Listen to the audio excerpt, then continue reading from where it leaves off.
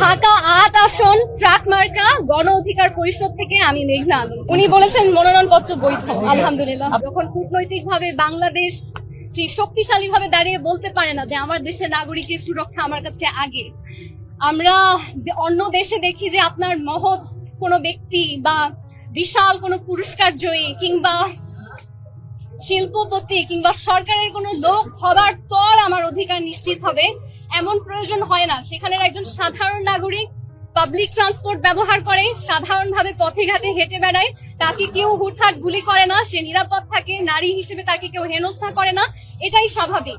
কিছু হয়তো অস্বাভাবিক ঘটনা থাকে, সেটা খুবই সীমিত। কিন্তু আমার বাংলাদেশে কেন যেন বারবার আমরা এত যুদ্ধ করি, এত গণ অভ্যুত্থান করি, তারপর আমাদের নাগরিক অধিকার, বেসিক হিউম্যান রাইটসটাই আমরা নিশ্চিত করতে পারি না।